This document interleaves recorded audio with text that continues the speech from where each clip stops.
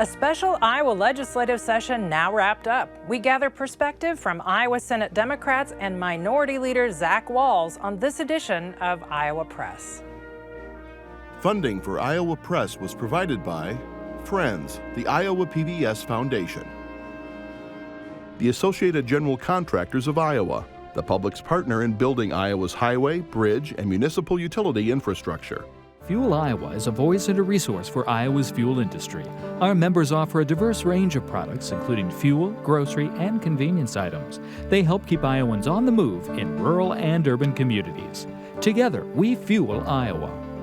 Small businesses are the backbone of Iowa's communities, and they are backed by Iowa banks. With advice, loans, and financial services, banks across Iowa are committed to showing small businesses the way to a stronger tomorrow. Learn more at iowabankers.com.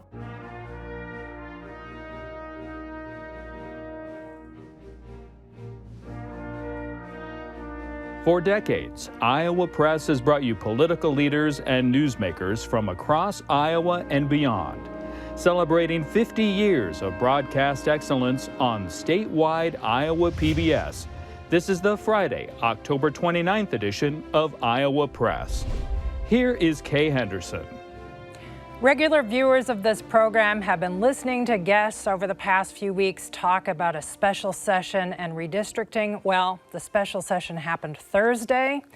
The legislature has adopted Plan 2 for redistricting. They also passed a bill regarding vaccine mandates. Our guest here today is going to talk about those two issues and others that may be on the agenda for 2022. Senator Wahls is a Democrat from Coralville. He is the minority leader in the Iowa Senate. Welcome to Iowa Press, Senator. Thanks, Kay. Also at the Iowa Press table are Katarina Sostaric of Iowa Public Radio and Erin Murphy, who writes for the 5 Lee newspapers in Iowa. Senator Wahls, as Kay mentioned, we have our maps now. We have our political boundaries for the next 10 years. Democrats through this process had raised the alarms and possible concerns about Republicans pushing this another step further and gerrymandering. You in particular had some strong concerns and warnings about it going there. It never did. Republicans voted for a map that Democrats also voted for. Were Democrats guilty of playing the role of Chicken Little in this situation? Did you raise alarms that weren't necessary? Well, first, Erin, let me just say that my thoughts and prayers go out to the UAW member who was killed on his way to a picket line in Moines earlier this week. The UAW strike has been one of the most important stories in the country, and my caucus and I stand in strong solidarity with those workers who are on the picket line. When it comes to redistricting, I want to be, I think, the first one to say how excited I am that we have the second plan. I think all of you were actually there earlier this year when Senator Whitver and Speaker Grassley both refused to say that they would not go to a third map and potentially amend it. And so I think the concerns that we had were very legitimate. And I think all the credit goes to the people of Iowa who spoke up through this entire process and made their voices heard and made sure that we protected Iowa's nonpartisan process of redistricting. And so while there certainly were some ups and downs throughout the process, I think that we did a good job of educating the public about what was possible and making sure that we held Republicans accountable to make sure that they didn't go down that unprecedented path. I wanted to ask you specifically about after the first vote where the Republicans rejected the first map, your statement included, you said, breaking with decades of nonpartisan redistricting tradition, which isn't true because that has happened before. The first map, and even the second map, has been rejected. And I guess it's just a similar question, but did you go too far in your signals of warning? No, I don't think so at all. I mean, I think there was a lot of concern about what would happen. And because Republicans refused to take gerrymandering off the table, and we asked them to repeatedly, starting at the roundtable before the start of the 2022 session, it was an unprecedented circumstance because of the fact we were operating under the Supreme Court order. This was a new process for all of us with this December 1st deadline rather than the traditional September deadline. I think, again, all the credit here goes to the people of Iowa who spoke up and made their voices heard and made sure that Republicans understood that if they did go down that unprecedented path, going to a third map and amending it, there would be very severe consequences. Republicans always said to that they thought it was unfair to be asked to approve a map that they hadn't seen yet. Isn't that a fair response to that concern? Well, it would have been a lot easier if they had just said that they weren't going to gerrymander. And I don't think they said that at any point. I would have, believe me, I would have slept a lot easier these last several months if they had said that, and they refused to do so. Well, folks who watched this program saw Jack Whitver say, we can't gerrymander, the law doesn't allow us to do so. Look, we had a different reading on what was going to happen if we got into the amending process. The third map has never been amended, and so we don't really have a clear understanding constitutionally of what kinds of amendments would or would not have been allowed. That's why we were so concerned. If we thought that there was no way Republicans could gerrymander, like I said, I would have been sleeping a lot better over the last several months. So these new maps are going to have big political implications for Iowa over the next decade. Are they good for Democrats or Republicans? Look, we certainly have seen a lot of movement of Democrats into urban areas. We've seen a lot of this kind of natural sorting. And so I think that both parties are still trying to figure out what the political advantage will be. For us, as we looked at first map compared to the second map, we certainly saw that the competitive seats that were going to be kind of on the battleground got probably a little bit more competitive. But we think that the path to the majority is actually a little bit clearer in the second plan than in the first plan. And so I'd say it's a mixed bag at this point if you're comparing the first plan to the second plan, but the path to a majority for Democrats remains the same as it was in the current maps as they are now on the map 2 that's been approved, although I don't know if the governor signed it yet, but I expect she will soon. And that is really straightforward. We have to make sure that we're winning all of the urban districts. We have to continue the progress that we're seeing in the suburban districts. We've got to start figuring out how we win again in some of those more blue-collar micropolitan communities that we used to win regularly in eastern Iowa. And then we have to defend a few of the key rural districts that we currently hold. We have to keep doing that in the future. Well, you are the guy that's sort of in charge of recruiting candidates to run as Democrats for seats in the Iowa Senate. There are 10 open seats. According to the early analysis, there may be people that choose not to run or move. Mm-hmm. I'm just wondering, you mentioned this strategy of winning in rural Iowa. There are Democrats who argue we should just take that off the table and focus on places overperforming in places where Democrats are living, urban and suburban and exurban Iowa. Where do you land on that debate? Well, I don't think those people have the same job that I have, which is to win a majority in the Iowa legislature. So when you look at the House and at the Senate, it's not like the statewide races where a vote's a vote's a vote's a vote, where it doesn't matter if it's coming from Johnson County or Cerro Gordo County or Clayton County. In the legislature, we need to have a majority of the vote and a majority of the seats, not just a majority of the vote statewide. And so for us, if we want to get to that majority in the Senate, that requires us to have a more expansive view of the playing field of the electorate. And that means that we have to make sure we look at Senator Amanda Reagan up in north central Iowa, Senator Kevin Kinney, a neighbor of mine over in Johnson County. We have to make sure that we're holding those seats, and that's no secret, and making sure that as we look to expanding from 18 back up to 26 or more, that we're winning in some of those exurban communities you mentioned too. How do you convince Democrats that it's a good year to run in an off-year election when the party of the president, Joe Biden, Democrats are, historically, the prediction is they're not going to do very well? Well, I don't think that the concern for us is about what's happening in D.C. or the national environment. When you look what's happening in Iowa in 2018, we saw obviously very strong performance in an off year for Democrats. We saw Cindy Axne, Abby Finkenauer, both elected, Dave Loebsack reelected. Fred Hubbell came up a little short, but I think, especially given where the economy was in 2018, did very well. And so I think that when we're looking at what's going to happen in 2022, we've seen college-educated voters move into the Democratic Party. We know that college-educated voters vote more regularly in off-year elections. And so I think there's a case to be made that this is going to be one of the first times that we've seen this new Democratic coalition in an off-year election without Donald Trump on the ballot. We're really excited to see what's going to happen in 2022. So we have our maps. The other bill that was taken up during this special session and approved and actually just signed into law Friday morning by the governor, as Kay mentioned, has to do with vaccine mandates and requirements. And one of the things it does is make sure anybody who is fired from their job for refusing the vaccine, the COVID-19 vaccine, can collect unemployment benefits. This had a fairly strong bipartisan support. You yourself voted for it. Why did you vote for this bill? Well, Democrats have been very consistent through the entire pandemic that unemployment benefits should be there for families who need them. And so it's Republicans actually who have been very hypocritical on this issue. They've been all over the map. They've sometimes supported unemployment, sometimes they've supported the governor trying to strip unemployment away from families. Our position has been really clear. Families who need unemployment should be able to get those benefits. And so I didn't like the process around yesterday's bill. It was dropped at the 11th hour. There wasn't really the opportunity for public input. It's not the bill that Senate Democrats would have written if we had the majority. But given all the various circumstances that we were dealing with, and again, our consistent support for families that depend on that unemployment, I had a few colleagues on the Democratic side who voted no because of some of those process concerns. But from a big picture perspective around supporting those families who need it, we've always been there. We're going to still be there. Another part of that bill creates a so-called medical waiver for the COVID vaccine, an exemption. And I say so-called because it essentially allows any Iowan to declare a medical exemption from the COVID vaccine without having to get approval for that or a signature from a doctor or another healthcare professional. Did you have any reservations about that element of the bill? Oh, sure. I mean, look, I want to be very clear.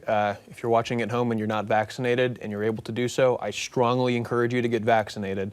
That being said, for folks who do have a medical or religious reason to not get vaccinated, we do want to respect that. Now, I would have liked to see language that maybe included a doctor's note or something like that. But again, I mean, that's how we ask for children's exemptions right now, right? You have to have a physician sign off on that. Why is this different? Well, I don't think it should have been. You know, again, if I had the ability to snap my fingers and change the majority position on this, that's what I would have done. But again, when it comes back to that issue around unemployment, we've been really consistent on that, and we wanted to continue that.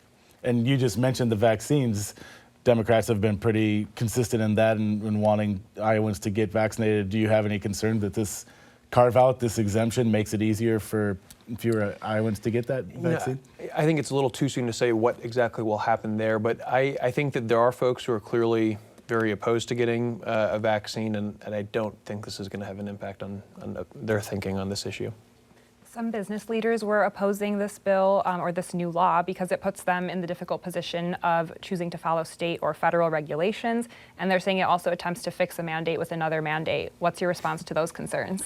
Yeah, I mean, look, this is certainly an imperfect and an evolving situation, right? I know that we're still waiting on the federal government to promulgate their final rules on this matter. Employers certainly have had a fairly rough go of this entire situation. And so, again, the thing that I would encourage folks to do is to get vaccinated. It's a safe vaccine, it's effective. And so that's, I think, the number one thing that we need to do. But the reality is that the best way to defeat COVID is going to be with vaccines and continuing other mitigation measures. And so I think that's where the focus should be so that we can finally defeat COVID and kind of get back to life as normal.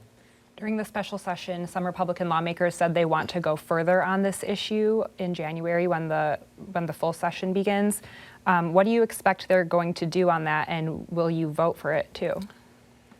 It's hard to say if I'm going to vote for something I haven't seen, and I can't even begin to speculate on what they're going to do in January.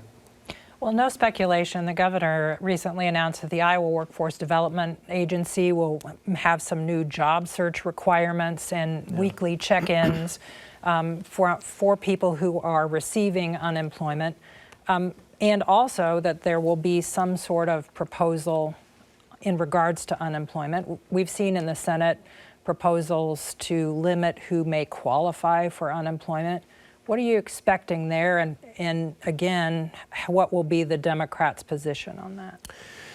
Well, Kay, the governor's recent announcement on unemployment I thought was pretty concerning. You know, I think that there is definitely a workforce shortage issue, but I don't think that the Republicans actually have any ideas on how to solve the workforce shortage issue. It was an issue that existed before the start of the pandemic, and it's only gotten worse during the pandemic. And Kay, that's why there are actually fewer Iowans working today than there were a decade ago. And that's a huge problem for our economy, and it's a really ominous sign for the future of our state. Republicans have not shown any ideas that actually will get this turned around. Democrats, on the other hand, at the federal level, and I think at the state level too, we had our own agenda this past session, and we're working on it for 2022. We've supported bills that would increase the size of Iowans' paychecks, would make sure that we're trying to actually fix Iowa's broken child care system, and try to make sure that at the federal level we're making investments in infrastructure that are critically important in Iowa, certainly in my district, where we've seen in Cedar County, which I represent, a huge number of bridges and roads that are literally crumbling.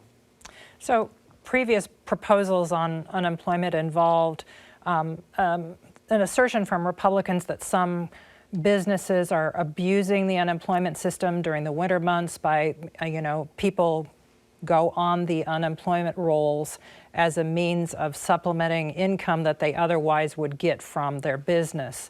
And there have been proposals to sort of scale that back. Are you supportive or opposing those? Well, seasonal workers is a very real part of our economy. There are certain parts of certain industries where you're not able to work in winter months. But the whole point of our unemployment system is that you can provide support to people when they're not able to work. And so I would have to look a little bit more closely at whatever the specific proposal would be, but trying to pretend that the weather doesn't exist in a state like Iowa doesn't seem like a good strategy to me. Senator, this week, Iowans will be voting in some local elections for mayor, city council, school board, those sorts of races. I wanted to ask you specifically about school board races because some state level issues, especially regarding the pandemic and face masks in schools and requirements, have kind of seeped into those local school board races as well. Republicans who we've had on this show and we've talked to will often say that they feel that they have a message that's resonating at that local level, and they feel that it's helped them in state house races and will help.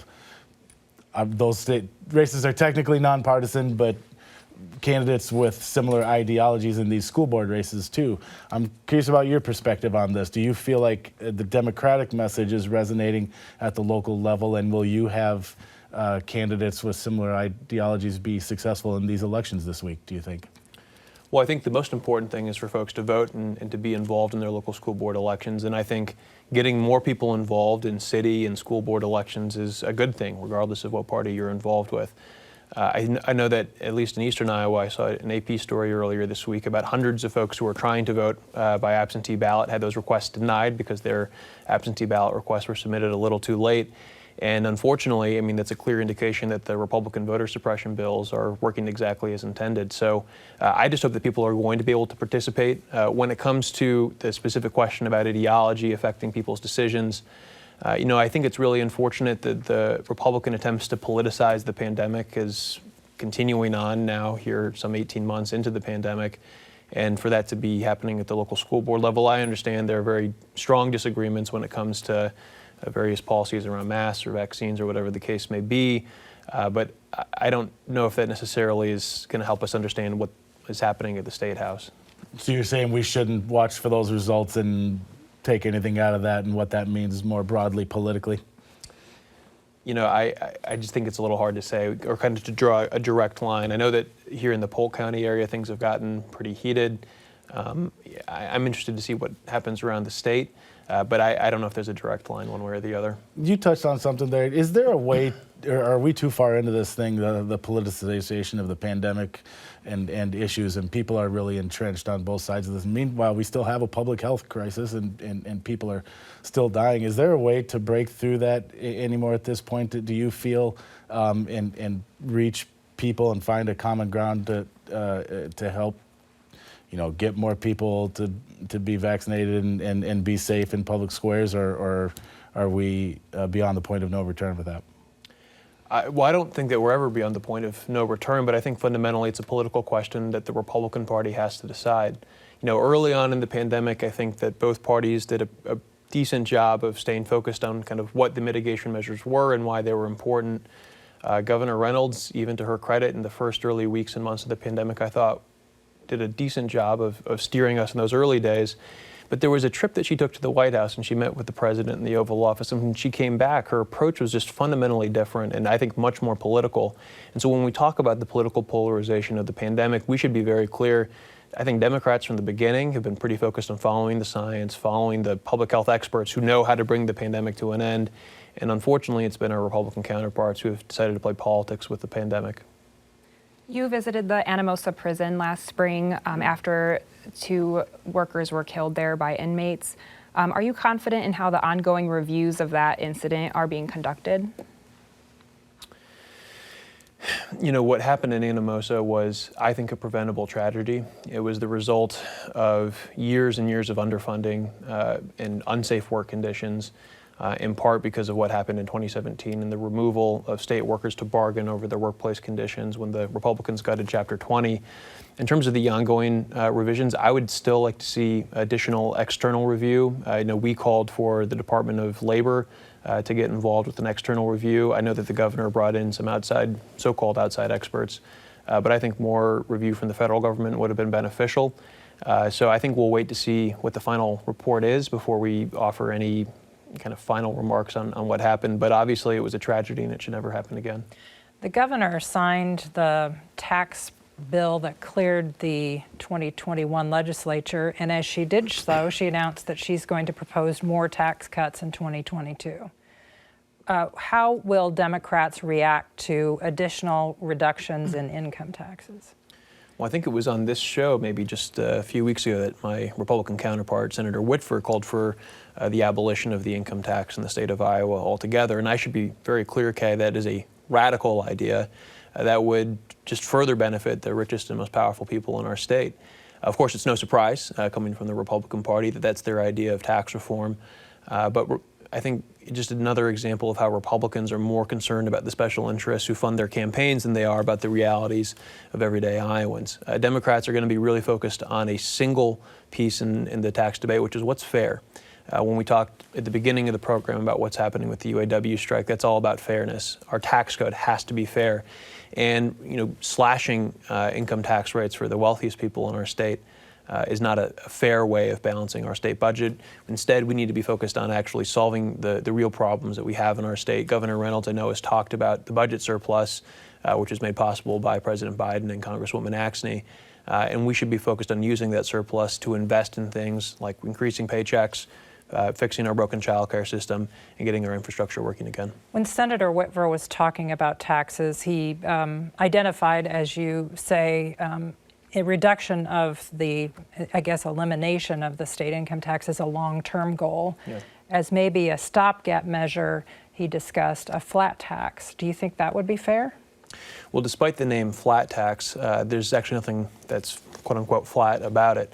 The reality is that when you pay, and by the way, we currently have a flat tax, it's called the sales tax, and when you pay a sales tax, we know that the folks who wind up spending a larger part of their paycheck on the sales tax are those who are working class, middle class families, not the folks who have the most income. And so, again, our focus as Democrats has always been on making sure that we have fairness in our tax code. That'll continue to be our watchword going forward. You said earlier that the national issues don't necessarily affect the way you look at things here at the state level. But I did want to ask you, national Democrats are trying to pass President Biden's Build Back Better agenda, his budget and infrastructure package. Does not the success of those packages, first of all, whether they even get passed, and then whether they're what voters think of them, does that not tie into Iowa Democrats' fates in next year's elections? Yeah, Erin, they certainly may. And I would, to be very clear, I would like to see those packages pass. I think that Build Back Better and the bipartisan infrastructure deal are both going to be signature pieces of legislation for President Biden. And I think it's terrific that we actually have a bipartisan infrastructure deal that's passed the Senate. Rather than 4 years of infrastructure week, we actually have a deal that will hopefully get over the finish line under President Biden's watch. So I think that those are important pieces of legislation, but I think they also contrast, Erin, to what the Republicans are offering, which is nothing. They have no ideas. They don't have any solutions to the problems that are actually ailing our country.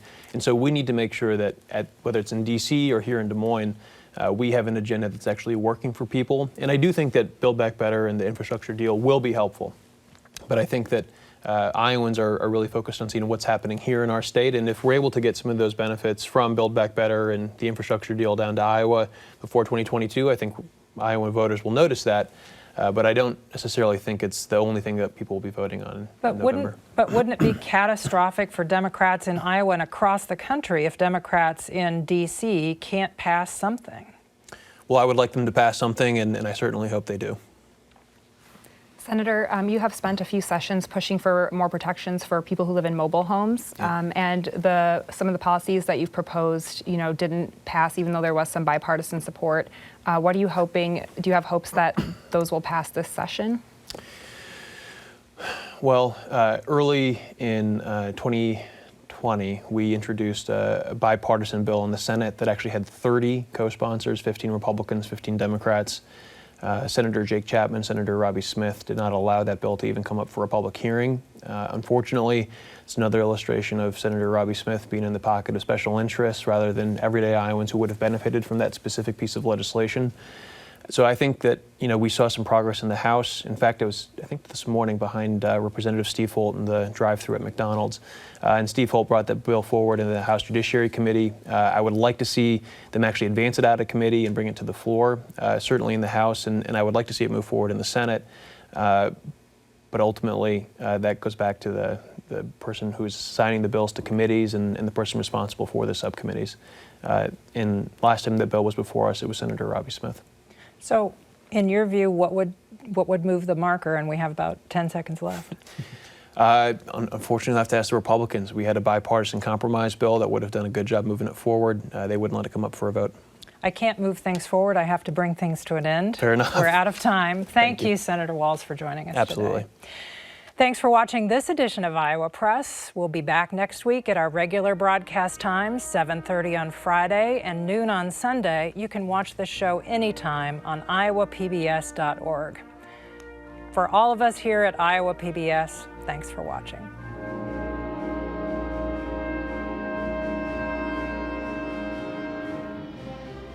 Funding for Iowa Press was provided by Friends, the Iowa PBS Foundation, the Associated General Contractors of Iowa, the public's partner in building Iowa's highway, bridge, and municipal utility infrastructure. FUELIowa is a voice and a resource for Iowa's fuel industry. Our members offer a diverse range of products, including fuel, grocery, and convenience items. They help keep Iowans on the move in rural and urban communities.